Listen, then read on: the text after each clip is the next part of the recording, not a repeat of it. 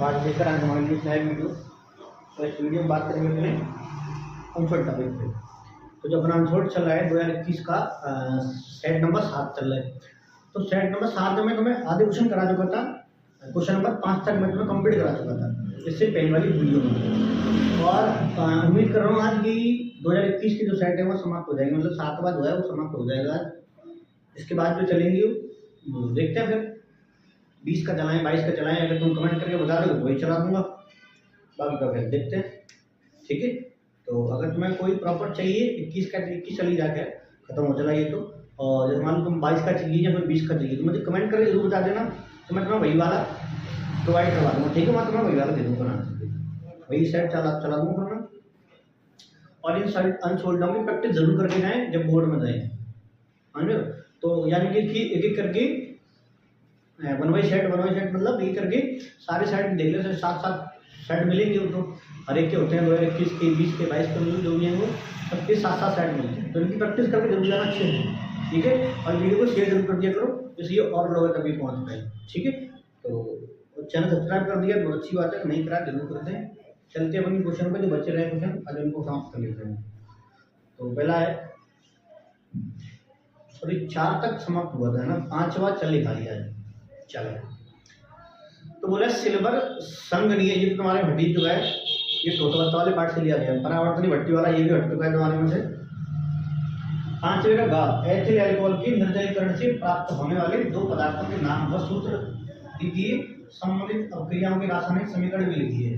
तो देखो ethyl alcohol के निर्जलीकरण से ये तुम्हारा 5वें का ग है, 5वें का ग। हाँ लिखेंगे इसमें एथिल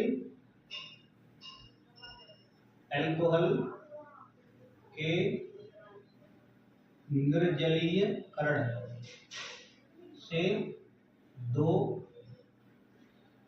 यौगिक प्राप्त होते हैं। नंबर 1 एल्कीन और नंबर 2 ईथर, ठीक है। अब इतना जो भी दे दिया था, तो यानी कि C2H5 H5OH इसकी हो गई, हमने करा दी इसका, हमने करा देगा निर्जलन। मानो कि अगर मैंने करा दी 443 केल्विन पे, और इसी के ऊपर अभिक्रिया में करा दूंगा 413 केल्विन पे, ठीक है। 413 और 443, तो जैसे ही 443 अभिक्रिया होगी तो यहाँ से ना वाटर निकल जाएगा, OH यहाँ से और H यहाँ से, तो बचेगा इसका क्या CH2 डबल बॉन्ड CH2, ठीक है। इसे मैं अलग तरीके से लिख देता हूँ, CH3 CH2 और ये OH, ठीक है। ये वाली कार्बन से निकल के जाएगा OH और इस वाली कार्बन से निकल के जाएगा H, तो निकल गया बन गया इसका H2, ठीक है। जैसे ही गर्म होकर 413 केल्विन पे होगा ये कि इसके 2 अणु अल्कोहल के 2 अणु आपस में भाग लेंगे। जैसे मैं पहले बना के उसके बाद मैं समझा दूंगा, ठीक है। ये बन गया। अब देखो बना कैसे है, तो यहाँ CH3 CH2 और OH है, इसी का सेम अणु एक और HO और CH2 और CH3, ये लिख दिया मैंने यहाँ पे। इसमें से कौन निकल के जाएगा वाटर, जब निकल गया तो बन गया ईथर, हो गया क्लियर। चलो इसका हमें लिखते हैं,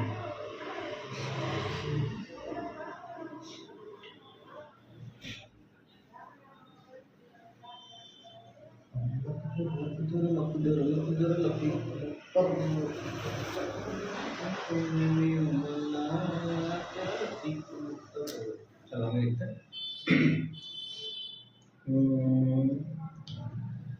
एक इसमें एक एरोमेटिक यौगिक या कार्बनिक यौगिक A जलीय अमोनिया के साथ गर्म करने पर, अब मैं जब बात समझाऊंगा मैं इसी की लाइट को समझा दूँ, थोड़ा सा बड़ा सा समझाना पड़ेगा, देखते हैं, ठीक है।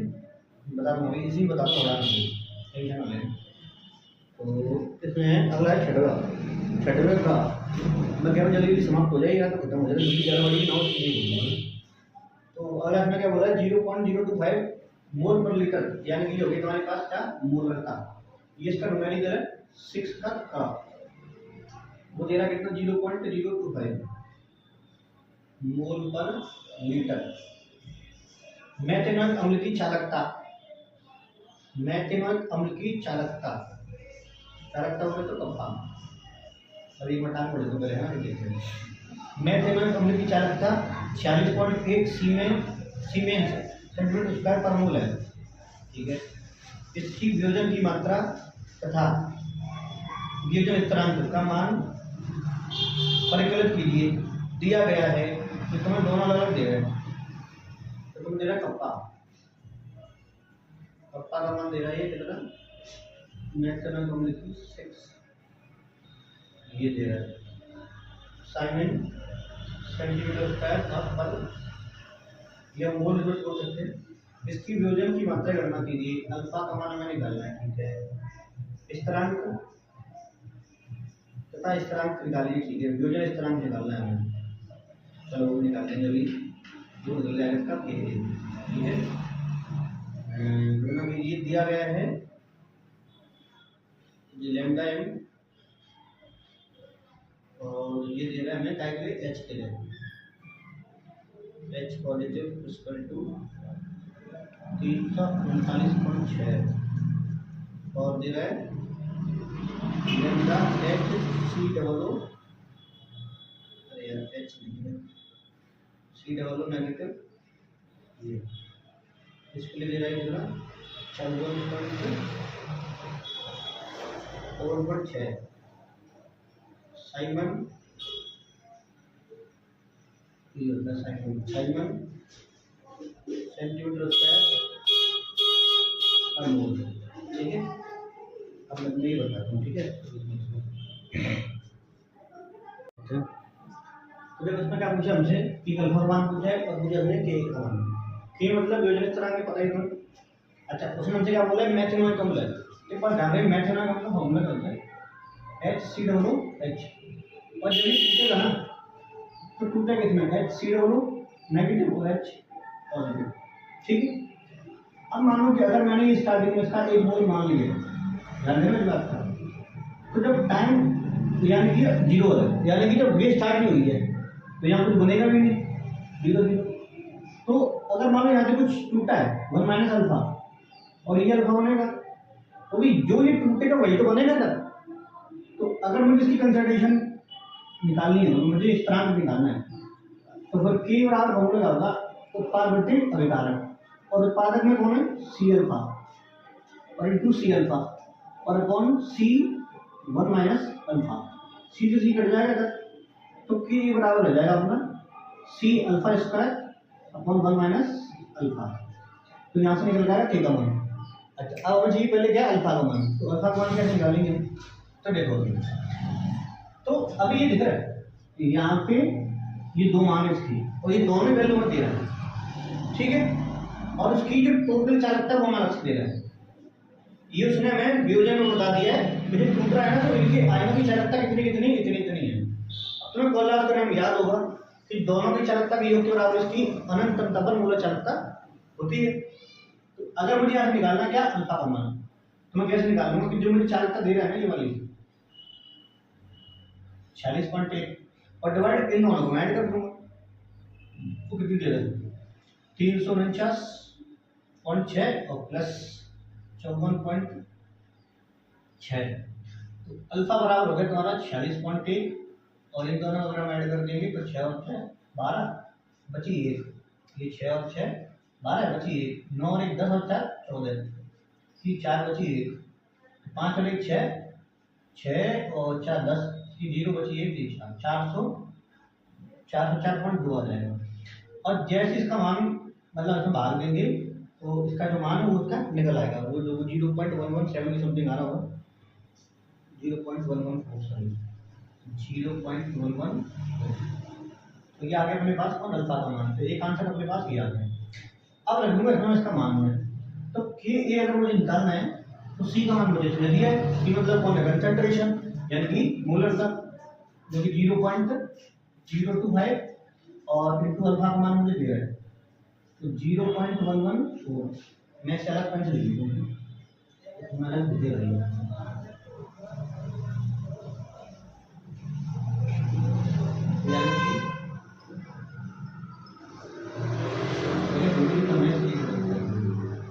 यानी कि के ए बराबर C alpha square upon 1 minus alpha.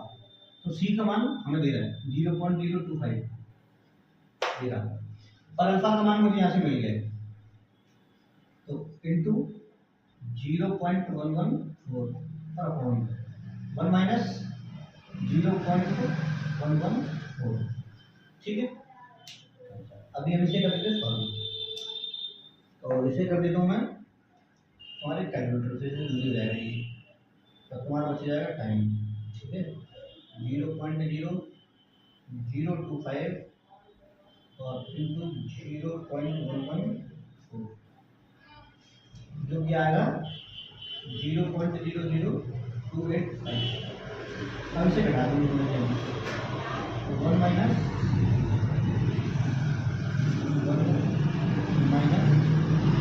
0.11 जो कि मिल जाएगा अपना 0.886।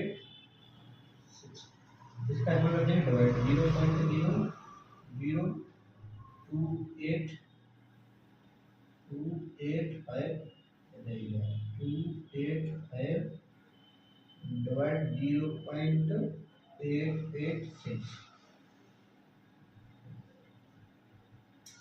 0.00285 डिवाइड 0.886 जो कि आ जाएगा तुम्हारा 0.00321।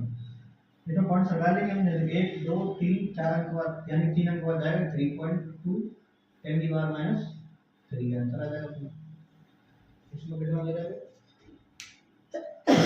इसका है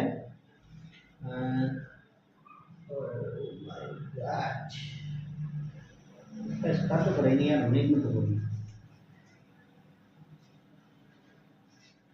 देखो मैंने कर दिया पहले, इसमें वीडियो बड़ी हुई यार, कहीं चक्कर में फिर मैंने वीडियो रोक के अच्छा समझा दिया। ठीक है, देखो अल्फा का मान तुम्हारे यहाँ से मिल गया, के का मान मुझे निकालना है, तो मैंने जो फॉर्मूला बताया था ये वाला सी अल्फा स्क्वायर होता है माइनस अल्फा।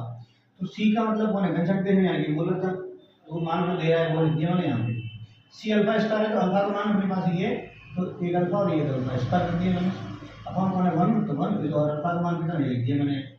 अच्छा अभी क्या करा कि इसमें से बैठा दिया लिख दिया मैंने 0.882, बाकी का सब मैंने ऐसे लिख दिया मैंने। अब मैंने क्या करा इन सबको गुणा कर दिया, सब गुणा करने के बाद में ये आ गया, तुम चाहो चेक कर लो से, और ये इतना ये रख दिया मैंने यहाँ पे। ठीक है, इसका करके मैंने इसमें डिवाइड करेंगे, वैल्यू आ जाएगी, तो कौन लगाएंगे तो फिर अपने पास किया जाएगा। तो यहाँ पे तुम लोग चाहो कि 8 या 7 कर सकते हैं, इतना हो सकते हैं। ठीक है, तो आंसर यहाँ पे आ चुका है। चलो यहाँ देखते हैं,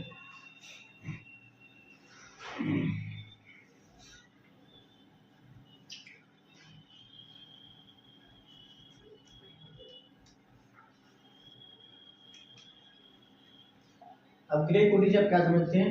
प्रथम कोटि क्रिया विवेक स्थिरांक, ये जो मैं पहले वीडियो करा चुका हूँ, तो मैं देख लिया, बहुत ज़्यादा नहीं देखा है, जरूर देख लें। तो ये क्वेश्चन जो हमारे को रिपीट मार रहे हैं, तो इसलिए इन वीडियो को पहले देखना जरूरी है पीछे से, फिर हमें आगे समझ में आते हैं। बायस्टा संपर्क विधि के घटकों के बारे में से तो पी ब्लॉक चैप्टर में था ये, अथवा में दिया ऑलिगोसैकेराइड क्या है। ऑलिगोसैकेराइड हमें कहते हैं जो एक से अधिक ग्लूकोज देते हैं या एक से अधिक मोनोसैकेराइड देते हैं जब भूलने पर लिखेंगे ऐसे सैकेराइड, ऐसे सैकेराइड जो जल अपघटन पर 2 से 10 मोनोसैकेराइड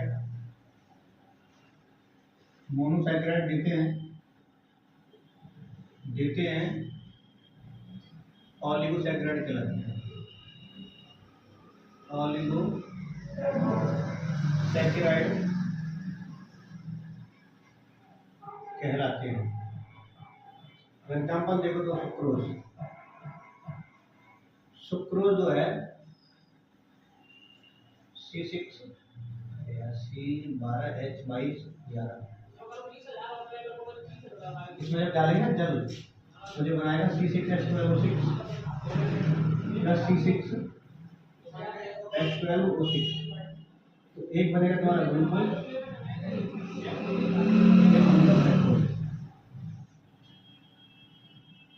एक ग्लूकोज एक फ्रक्टोज। अभी ये पॉलीसैकेराइड में दो ये मोनोमर हमें दे दिए हैं, इसे बोलते हैं मोनोसैकेराइड। ठीक है, तो ये हो गया तुम्हारा। चलो आगे देखते हैं।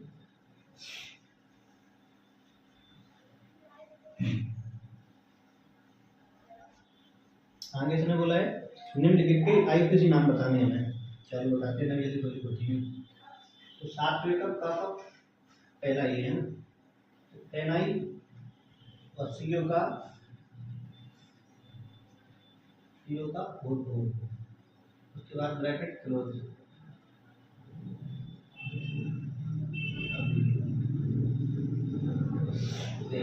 जल्दी और देर में ये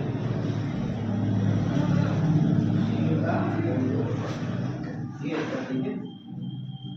जब यहाँ 4 है तो 4 लगाते का टेट्रा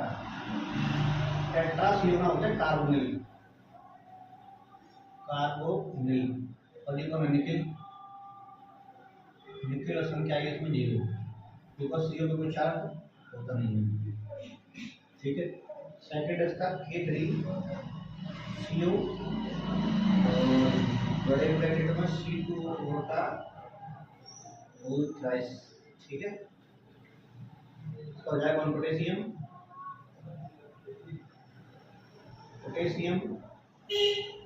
ट्राई ऑक्सीलेटो। उसके बाद कौन है कोबाल्टेट।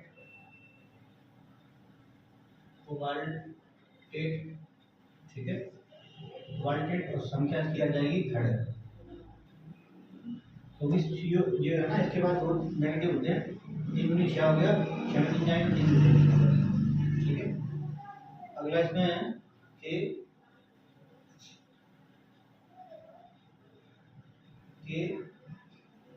PT Br3 और NH3 का होल थ्राइस। ठीक है, पहले लेंगे पोटेशियम देन ये 3 ट्राई लगाएंगे ट्राई अमीन और ट्राई ब्रोमो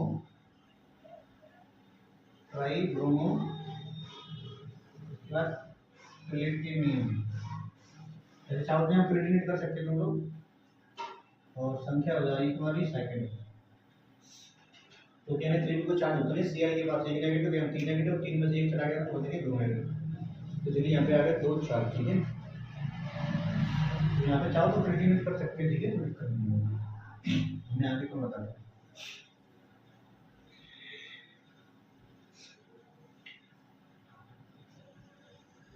इसके बाद में है Ag और NH3 का whole twice, then Ag Cl का होल ट्वाइस। ठीक है, तो ये है तुम्हारा, ये डबल वाले हो गए। ठीक है,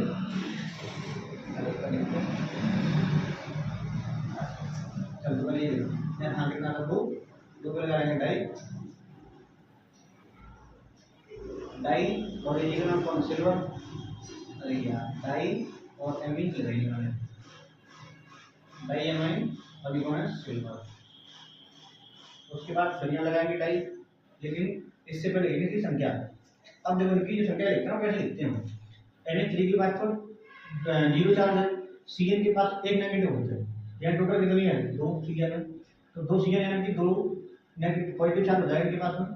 तो जैसे इसके बाद 2 पॉजिटिव चार्ज होगा तो एक ये और एक ये, तो इनके पास में समान आवेश पार्ट मिलते हैं। तो 2 के आगे कितने हो गए 1, तो ये फंसते हैं। उसके बाद लगाई दी जाएगी डाई साइनो और ये ले सिल्वर।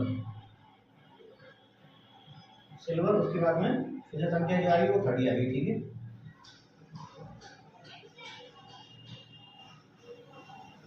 यहाँ पे संख्या जो आई उसकी कौन आई फर्स्ट आएगी। अब देखो एक रूल और बता दूं मैं इसका। इसमें सिस्टम का रहता है कि जब इनके जो नाम लिखे जाते हैं तो पहले में पॉजिटिव वाले पार्ट का नाम लिखा जाता है, उसके बाद नेगेटिव वाले पार्ट का नाम लिखा जाता है। तो इसमें पॉजिटिव वाला पार्ट तो ये था, नेगेटिव वाला पार्ट ये था। तो पॉजिटिव वाले जो होता है ना उनके नाम तो हम सिंपल तरीके से लिख देते हैं, उसमें कोई चेंज नहीं करते हम। ना उनके नाम के एलिगेंट के नाम में ओ लगाते हैं, ना धातु के नाम के लास्ट में एट लगाते हैं, कोई मतलब नहीं होता है, ठीक है। लेकिन नेगेटिव वाला में ऐसा करना पड़ता है। तो पॉजिटिव वाला तो जैसा है वैसे लिखिए, कोई दिक्कत नहीं है। दिक्कत आती है केवल यहाँ पे, तो ये नेगेटिव वाले साइड में चला गया, ठीक है। तो यहाँ पे तुम सिल्वर के जगह क्या लिखोगे, अर्जेंटेड लिखोगे, क्या लिखोगे, अर्जेंटेड,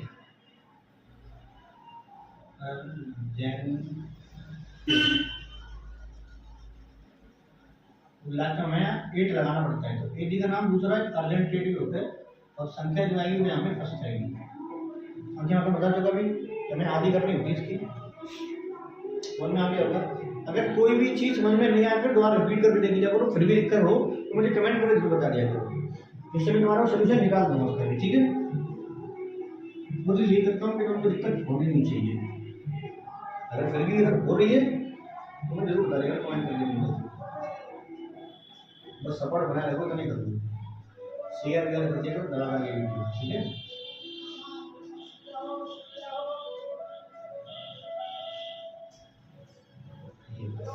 क्या नाम का potassium,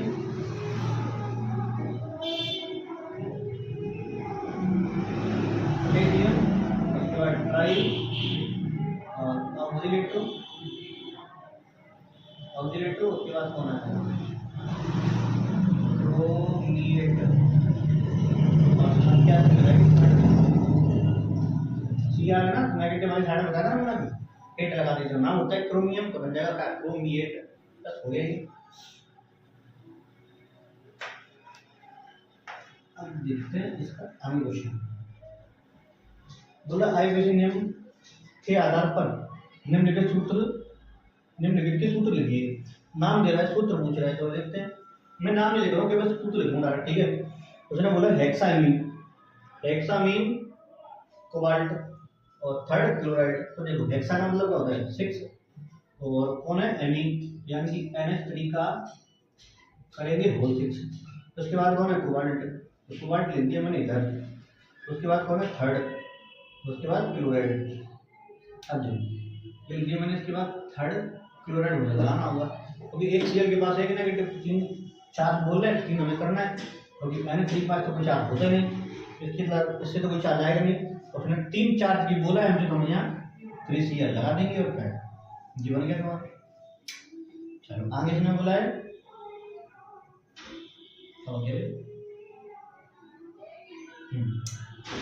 question number 2, try ethylene cobalt. अब देखो ट्राई का मतलब 3 और एथिलीन डाइएमीन होता है कौन, EN, तो EN का होल ट्राई तो पहले कर दिया।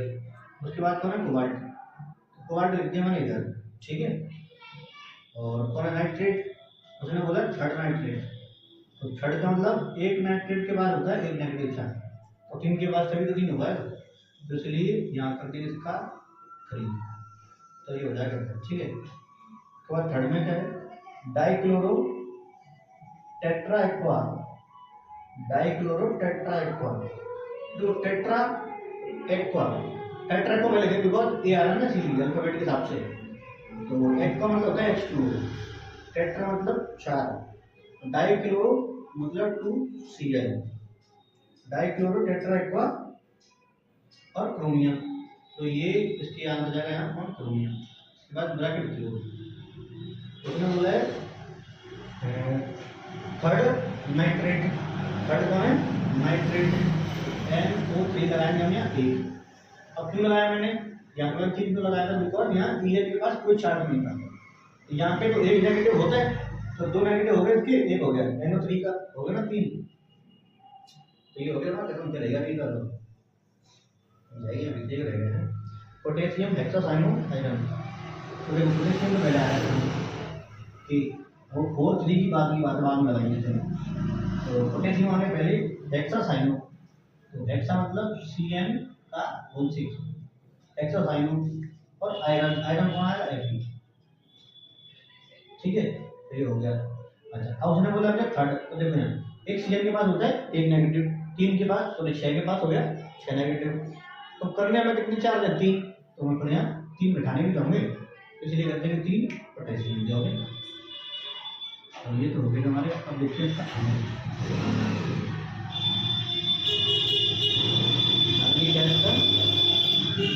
प्रयोगशाला में क्लोरोफॉर्म बनाने की विधि का सचित्र वर्णन कीजिए। अब क्रिया से संबंधित समीकरण भी लिखिए, इसके रासायनिक गुण एवं उपयोग भी लिखिए। वेरी गुड, और लिखवा दी थी, इतना बड़ा क्वेश्चन दे दिया आपको। तो चलो देखते हैं पहले एक प्रयोगशाला विधि। प्रयोगशाला इसमें लिखेंगे हम एक फ्लास्क में HCl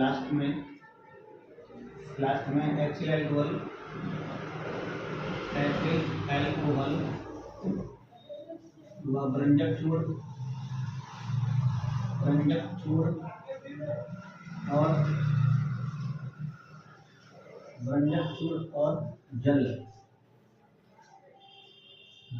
चूर्ण और जल मिलाकर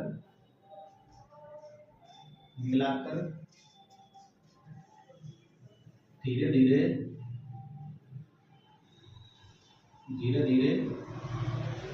गर्म किया जाता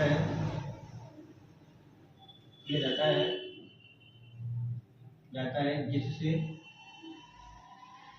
जिससे क्लोरोफॉर्म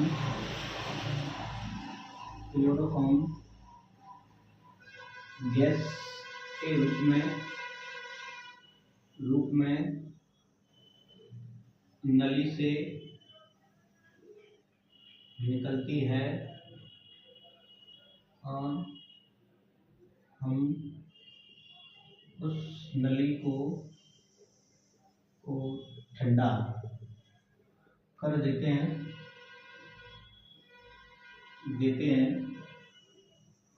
जिससे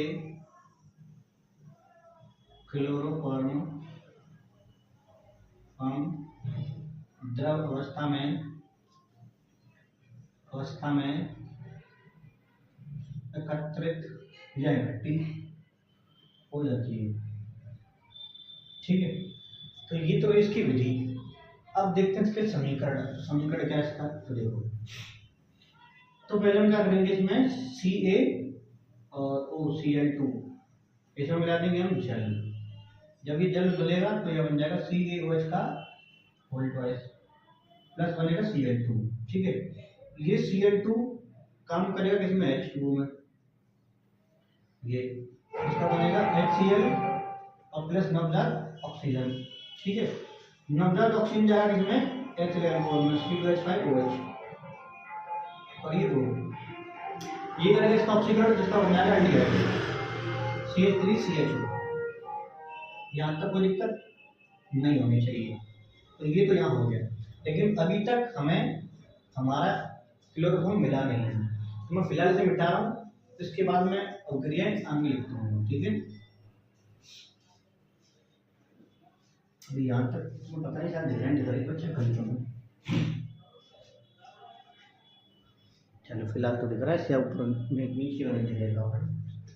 तो यहाँ से मैं आगे लिख रहा हूँ। ठीक है, यहीं से है तो CH3CHO ये तो हो गया तुम्हारे पास। ठीक है, अच्छा अभी इसमें हम कर देंगे क्लोरीन गैस प्रोवाइड।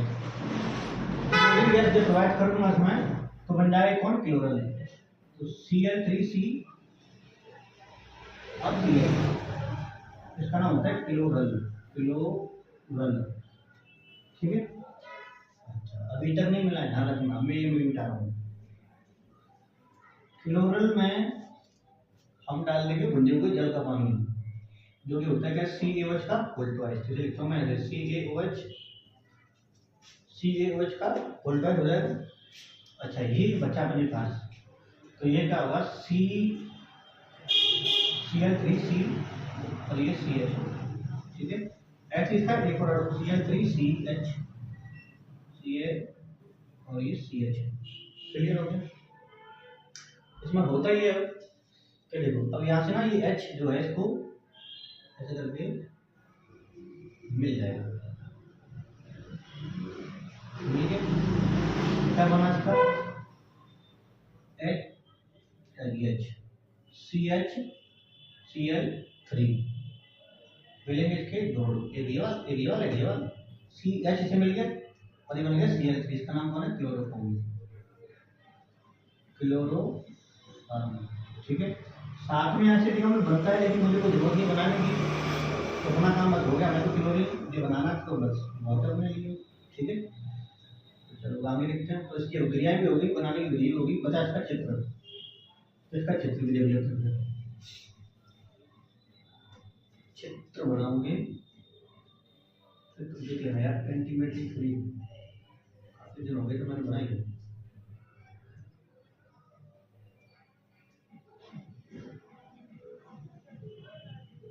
ठीक है, और यहाँ से बनाऊंगा मैं थोड़ा टाइम।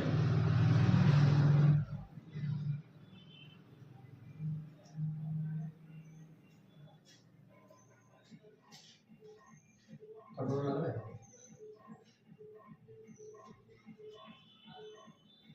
पता नहीं क्या लग रहा है।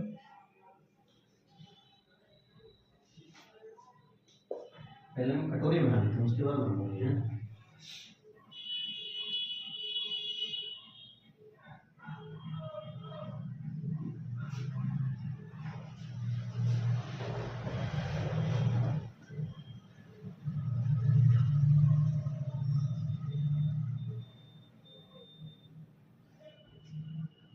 तुम देख लेना यार, रंग बढ़िया से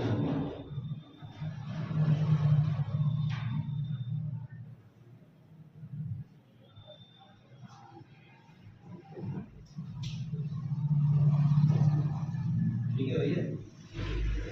और ये कटोरा हमने यहाँ लगा देंगे हम एक बर्नर, जिससे करेंगे हम इसे गर्म धीरे धीरे। इसके अंदर आ जाएगा तो सही रहेगा। देख लो अगर थोड़ी थोड़ी झिल्ली नजर आ जाए अंदर भरने वाली,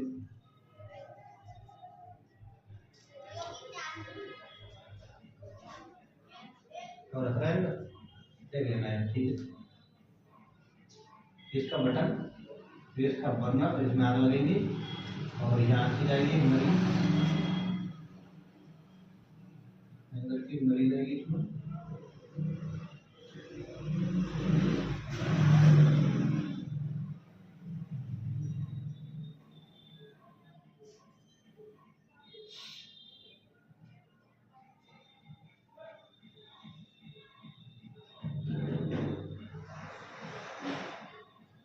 लगा दी मैंने एक नली,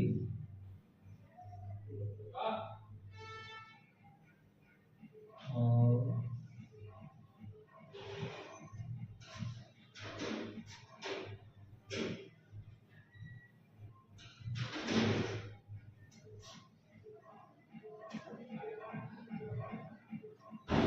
दोनों बंद एक कॉर्क लगा दी। ठीक है, ये कर दिया मैंने बंद। क्लियर, ये लगा दी हमने ऐसे, यहाँ से लगा दी मैंने एक नली, ये इधर। ठीक है, इसे कर देंगे बाद में। क्लियर, अब यहाँ पे तुम चाहो तो स्टैंड लगा लेना, स्टैंड इसमें लगा हुआ है।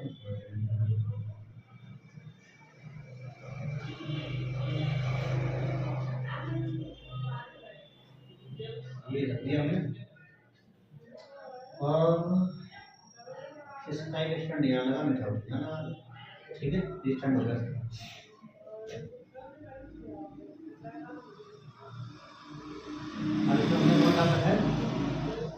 डाला है हमने ethyl alcohol C2H5 OH plus CaO Cl2 और प्लस H2। देखो ये रहेगा इसमें 50 ml और ये इसमें 200 ml और इसमें 400 ml। ये ग्राम रहेंगे यार, ml ग्राम।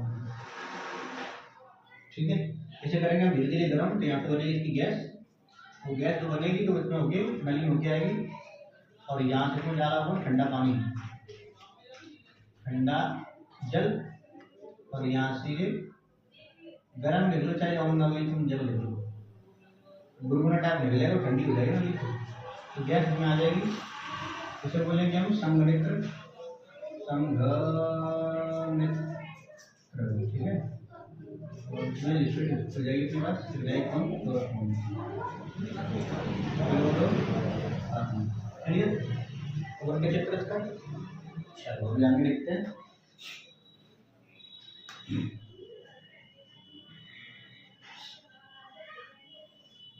क्या बोला इसने, उपयोग। तो क्लोरोफॉर्म का एक उपयोग तो क्या है, जल को कीटाणु मुक्त करने में, नंबर 2 डीडीटी बनाने में, नंबर 3 पहले इसका उपयोग बेहोश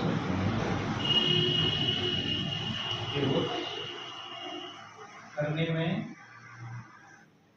किया जाता था, ठीक है। अब नहीं करते, पहले करते थे, क्योंकि अब इसके कुछ जो प्रभाव सामने आए, इसलिए इसका उपयोग करना बंद कर दिया। और इसके जगह पे और चीज इस्तेमाल कर लेते हैं। अब देखते हैं इसका आगे। तो निम्नलिखित पर टिप्पणी लिखिए, रोजन मटर ऑक्सीजन, पहले हमारा कौन है, रोजन मटर, पहले से बोल दिया। इस अभिक्रिया में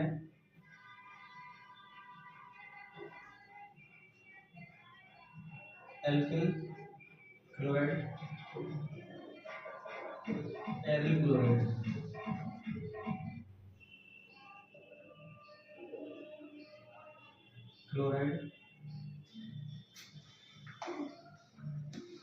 एल्किल क्लोराइड की क्रिया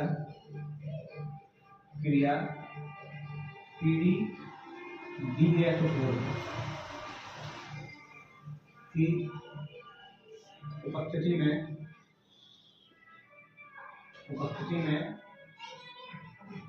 करा दी जाती है, जिससे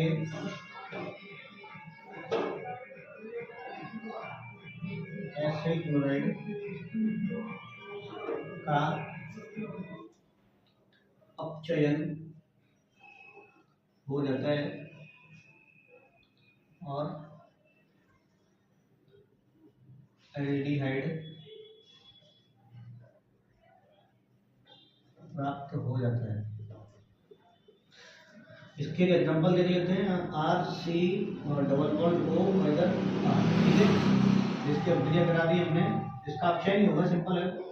तो प्रेजेंट में रहेंगे कौन, PDFDA और DDSO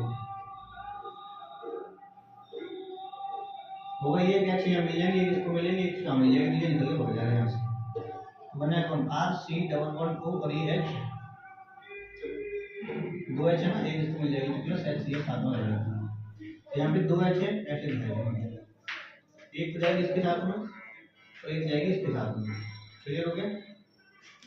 चलो यहाँ देखते हैं।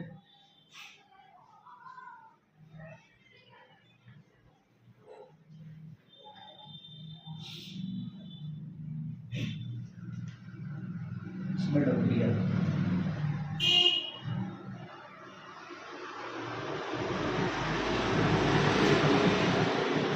इसमें लिखिए एल्किल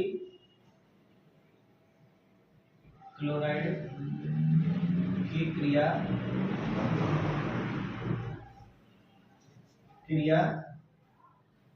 एजोइक अम्ल यानी कि N3H से करा दी जाती है,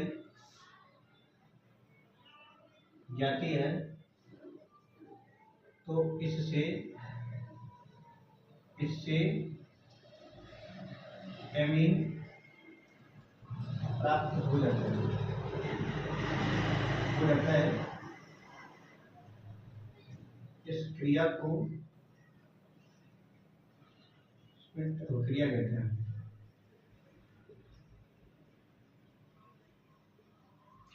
ठीक है। तो यानी अगर एग्जाम्पल लिखना चाहो तो एग्जाम्पल ले लीजिए, RCl और यहाँ N3H। कि जब क्रिया खराब है ना तो ये इसके साथ निकल के भग जाएगा, दो N होती हैं वो अलग चली जाएंगी। तो यहाँ पे जो बन जाएगा मेरे पास RNH2 ये रह जाता है मेरे पास, ठीक है। और ये मुझे चलो देखते हैं इसमें क्या है कि देखते हैं। तो इसमें डब्ल्यू जो है ना, इसमें एल्किलोक्लोराइड नहीं, सॉरी कार्बोक्सिलिक अम्ल के साथ, कार्बोक्सिलिक अम्ल, कार्बोक्सिलिक अम्ल की क्रिया एल्डोइक अम्ल से करा दी जाती है, तो इससे एमीन प्राप्त होता है। इस क्रिया को इसमें डब्ल्यू कहते हैं, ठीक है। तो यहाँ देखते हैं इसका क्या करना है, करना क्या इसका RCOOH है यहाँ, ठीक है। अब मैंने इसको ब्रेक कराई इस तरह से, तो इसमें होता ही है कि अब यहाँ पे एक बार तुम देखोगे ना, तो मैं थोड़ी ध्यान में एक बार N ट्रिपल बॉन्ड N और यहाँ एक और N डबल बॉन्ड बना करके ये वाली है और के साथ ये वाली H, ठीक है। तो देखो यहाँ पे क्या होता है, अब इसके बाद देख रहे हैं यहाँ पे नेगेटिव चार्ज, उसके बाद पॉजिटिव चार्ज होता है। यहाँ से दोनों N2 गैस बाहर निकल जाती है, बिकॉज यहाँ चार्ज दिख रहा है, ये तो बाहर निकल जाती है N2 बाहर निकलेगी। अच्छा, अब इसका बचा क्या हमारे पास में, N बच गया, H बच गया, इसमें से CO2 गैस जब से बाहर निकली, CO2 गैस बाहर निकली, बचा कौन R N, एक ये H और एक ये H, बन गया RNH2, क्लियर। तो इसका देखते हैं आगे थर्ड में है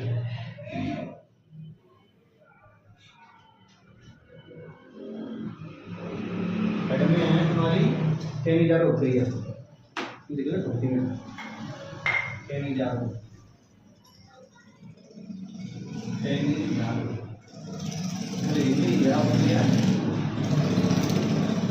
अब क्रिया तब होती है जब एल्डिहाइड में कोई अल्फा हाइड्रोजन नहीं होता है और यह क्रिया 50% सांद्र NOH के जलीय विलयन में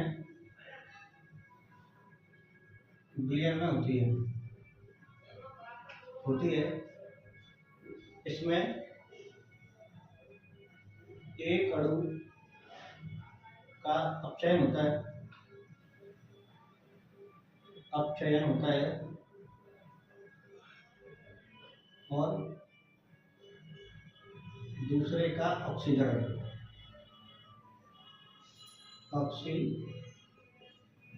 क्लियर। HCOOH है, सॉरी HCHO एल्डिहाइड है, इसके दो भाग लेंगे और हुआ क्या कि यहाँ पे रखा जाएगा इसमें सांद्र इसमें तो होगा एक का तो हो जाएगा ऑप्शन, तो HCOO और CH3COH प्लस HCOO। जब ये ऑप्शन होगा तो उसका बनेगा एल्कोहल, जब ऑक्सीकरण होगा तो बन जाएगा इसका कार्बोक्सिलिक एसिड वाला, ठीक है। चलो अभी ये हो गया हमारा लास्ट क्वेश्चन बचा, उसे भी लेकर होती है, उसके साथ ही सातवां सेट हमारा एकदम समाप्त होता है। बोला है प्रतिरोधी तथा संक्रामक क्या होते हैं, तो प्रतिरोधी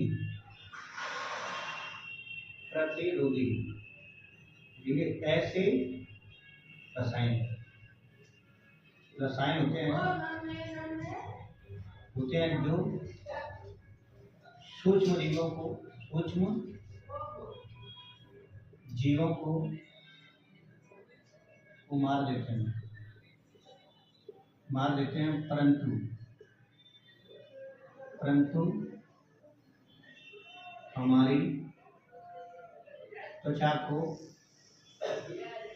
कोई नुकसान नहीं पहुंचाते, जैसे डिटॉल। ठीक है। और संक्रामक क्या होते हैं?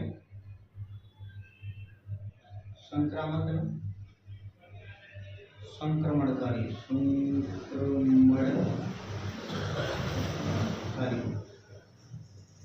ऐसे रसायन होते हैं जो सूक्ष्म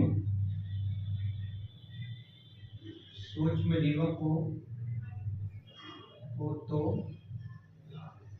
नष्ट कर देते हैं,